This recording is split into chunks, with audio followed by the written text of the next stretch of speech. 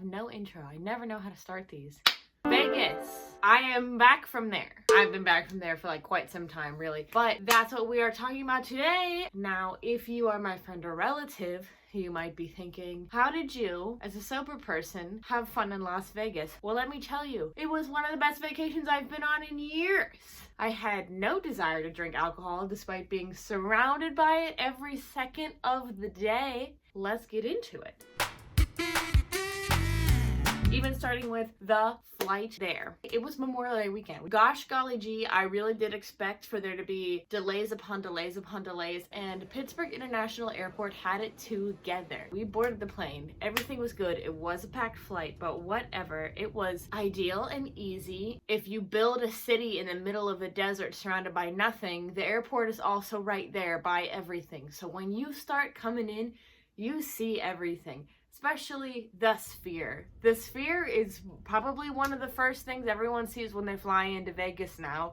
So that was freaking cool. Every direction you look, it's like, here's something I've seen on TV. Here's something I've seen in a movie. Here's something else I've seen on TV. Like, it's a wild experience. And we landed at like the dead of night, and we were staying at the Mandalay Bay. And one of the first things we learned is that food is really not accessible after 11 p.m. Mandalay Bay really only had like one option, their little convenience store, which was this place called Citizens, and we were so hungry, so we went there. And they say that the whole thing is open 24 hours. No. And the whole time we were there, actually, they never had their restaurant open, just their grab and go.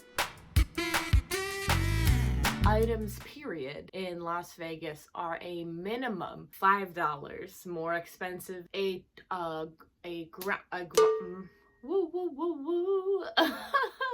grande-sized tall pike with a splash of almond milk here in Pittsburgh, Pennsylvania is $2.95. Mandalay Bay Starbucks, that drink was $6.95. And because of that, we ended up doing a lot of budgeting together. Like, we would just share something, especially because the portions are crazy. But as we were going down to the pool, some man pulled over me and Kevin, was like, "Hey, young people with no kids. You want to get free entry to this adult-only pool later today?" And Kevin was like, blah, blah, blah, blah, blah, blah. And I was also like, why would we want to do that? And then I was like, what do you mean? Why would you want to do that? Adults only? You're about to go to a pool area. Yes. We got into daylight, which seems like it's pretty easy to get free entry to daylight. If you don't get free entry, it's $50 to enter this adults only pool. This is another one of those money situations. So for example, like a daybed area was $250, and the catch is once you get to that number, like, you don't have to pay for drinks or food. So like pictures of different frozen drinks that like Kevin and his sister and her boyfriend wanted to have, like, they were $90. But okay, we were able to get like a couple of pictures of things and a few snacks, and boom, we hit that minimum. So we did that, because otherwise you cannot sit. You can be in the pool only. Women do get 2 free drink tickets upon entry, and so I got me some free sodas. This is a clip of me drinking a ginger ale. It was not ginger ale. It was Sprite mixed with Coke, because I know ginger ale anywhere. That was delightful. I got to have free soda, because normally that would be $8. This is gonna sound so dumb, but this was the experience in Las Vegas that changed my life forever. But they did just bring us 3 to 5 pounds of frozen grapes. I felt rich. I felt famous. I felt, as Kevin kept saying, like bacchanalian. It was so indulgent and wonderful. And naturally, everyone there is extremely toned. And the women are the ones working as servers and getting your orders and blah, blah, blah. And compared to every woman is a man not speaking and just bringing you all the stuff and making sure everyone is in line. And you know what? It was a good environment to be in. And there were no kids around. So that was awesome. All we had eaten was grapes, and all we had was like sugar in our tummies. So we walked over to the convention center and got lunch at the Johnny Rockets. Ooh wee. A meal at Johnny Rockets, like, I got chicken fingers and fries. I can't even eat fries because I have a nightshades problem. But that was $20. That was nuts. and frustrating. And then, we met up with the family and went down to Fremont Street, which is just, if you have sensory issues, do not go to this city, and definitely don't go to this area. Lights, sounds, smells, things, blah, blah, blah, blah, blah. A man dressed as a gorilla, women in their Las Vegas showgirl outfits. It was over the top and indulgent, fun, everything you picture it to be. Kevin's niece and her mom went up on the zip line you can do like over the street. Woo, zipping past. That was really cute. We got a piece of pizza and a big soft pretzel that was good, for the record. Pizza was fine. I am now in a soft pretzel phase in my life because I'm gonna be chasing that for quite a while. I don't know, everyone did some gambling at the Golden Nugget because that's, I guess, one of the old casinos or whatever. Ooh, we left Fremont Street because we got tickets to RuPaul's Drag Race Live. Everyone wanted to go to a show. We didn't know what to do, blah, blah, blah. Some of the family was going to Penn and Teller. Some people weren't. That was not getting together. So Kevin was like, I want to go see a Vegas show. I know you want to go see this Vegas show. My sister would enjoy seeing this Vegas show. It's in the Cosmopolitan. It's just one of their showrooms in the Cosmopolitan. And so we get there, we're waiting, and this man looking like Colonel Sanders, who ended up being a part of the show being called Colonel Sanders, comes up to us and goes, how many's in your party? And immediately I'm like, 4, because I know like we're about to get upgraded to better seats. And sure enough, he brings us to the very front row of booths. So there was 4 rows of seats and then us. RuPaul's Drag Race Live was life-changing. I have been watching the show since season 7. The show essentially is set up like an episode where, you know, the girls walk into the workroom, there's a mini challenge, there's a maxi challenge, and then there's a winner, and what a surprise, everyone's a winner! Instead of having RuPaul, they have Asia O'Hara as the master of ceremonies, and like master of ceremonies is putting it lightly. The woman was putting on a show forwards and backwards, sideways and front, upside down. She was in that audience having the time of her life, giving us the performance and the show of a lifetime. She's not getting enough credit for everything she does. The other girls we saw in the show included Derek Barry, Pagina Heels, Jada Essence Hall, and Latrice Royale, and holy moly, it was so great. It was so great. I unfortunately didn't get a single clip of Derek's performance because I knew she was gonna come out and immediately whip out the Britney Spears, and I was like, I can't miss a single second of this, and I did not. Jada Essence Hall is maybe my favorite drag queen of all time, excluding like local performers. Wowie zowie. But like, I never thought I'd see Latrice Royale perform in my lifetime, just because that's how much I'm like, she's like beyond this level of drag. Like, I never thought I'd be able to go to a show that she was in. So seeing her was like a life-changing experience. I've said that like 3 times. Once was about a pile of grapes. The other was about Latrice Royale. RuPaul's Drag Race Live was incredible though, and like, go see it, period. And then we got to see like the nightlife on the Vegas Strip, which we had not been to yet. And I got to see the little Eiffel Tower, and that was fun. We went to see like the fountains at, I'm not sure what fountains they are, but one of the many hotel casino resorts has like really famous fountains that do a little fountain show. I wanted to set up a time lapse to do this. And these people, I'm not kidding, like, this is the very front of my phone. Here's where the people are in relation to me, just trying to take all their photos, and like, and I'm like trying to move out of the way, and they continually are just like, this is where we're posing to take our pictures, these are our selfies. Stop!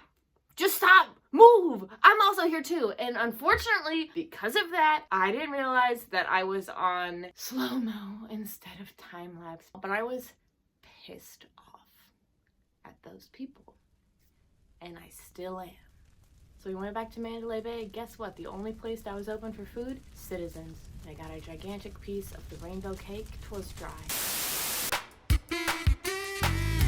The second day, we spent a whole morning at the pool. One of Kevin's relatives, they shelled out and were just like, we'll get a whole area for the family. And I got some Dole Whip that I have no proof of. It was good, and I wish I had it right now. What I wanted to do that day was lay in peace as much as possible by the pool and rest and listen to the Challengers soundtrack with my eyes closed by poolside. And that did not happen for me because, you know what? I got to like really talk to and meet like all of Kevin's extended family on this day on various outlets and things. So there was not really rest in this pool time, but it was really nice. We went back to the room. I think I slept for like a half hour.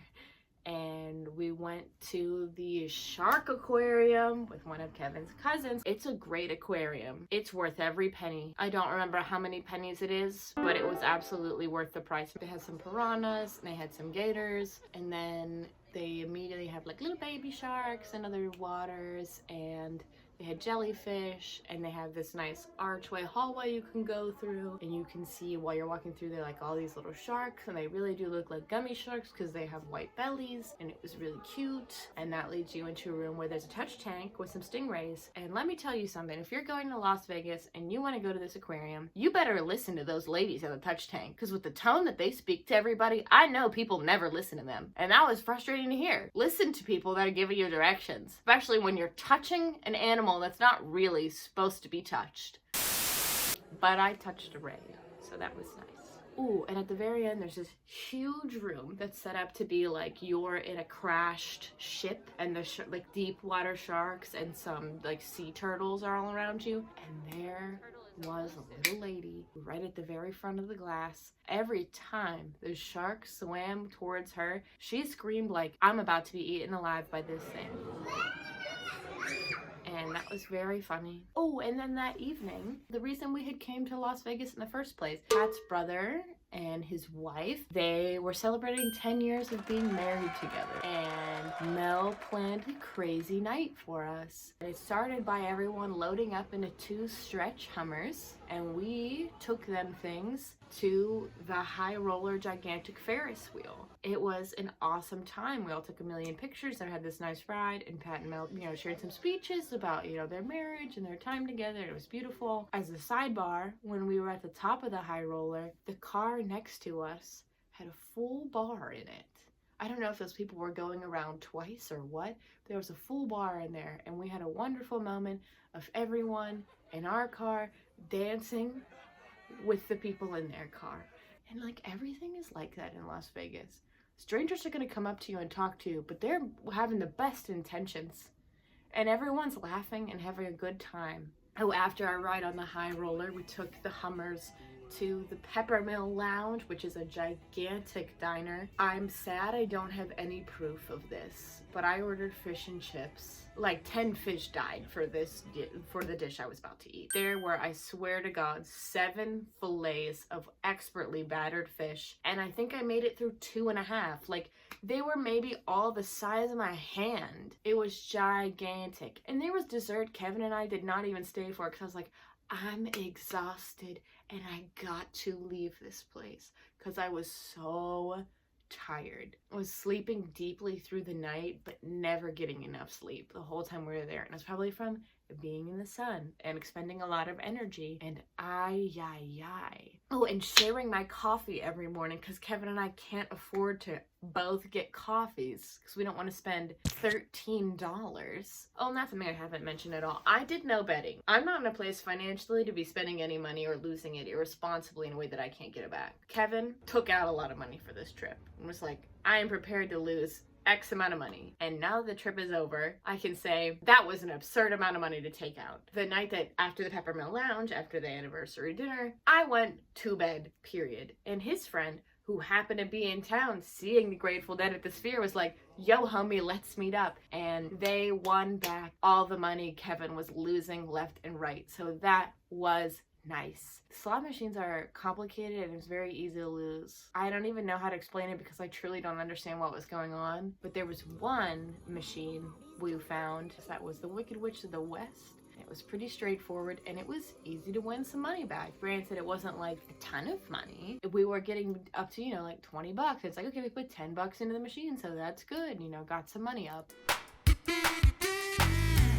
The final day we were there, everyone was leaving at some different time that day except for Kevin's parents. We all gathered everything we had and put it in Kevin's parents' room. So we hung out just like everyone as a family for quite some time. And here's a very cute clip of Kevin teaching his niece how to use Duolingo. That man loves his Duolingo. We walked to the Wicked Spoon, which is the buffet that I believe is in Excalibur. It wasn't all you can eat buffet, which is something we wanted to say that we did. And yeah, the food was amazing. And they had like every walk of life type of food, and it was amazing. And unfortunately, I have no pictures of that because I was on a mission to get my money's worth. But we thought it was going to be about $25 to $30 a ticket. And I swear to God that when I put my credit card down to pay for us to sit and eat at this all-you-can-eat buffet, it was over $100 on that receipt. After we ate 6 to 7 plates worth of food, we slowly walked home in pain. Then we got our stuff together, said goodbye to the family, we went off to the airport. The airport is also filled with slot machines and opportunities to gamble.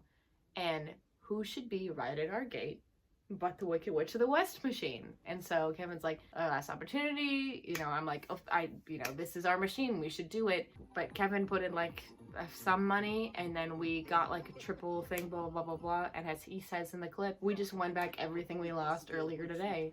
So that was an amazing feeling, essentially breaking even in Vegas. And then I slept hard on the plane. I fell asleep while we watched a Bridgerton episode.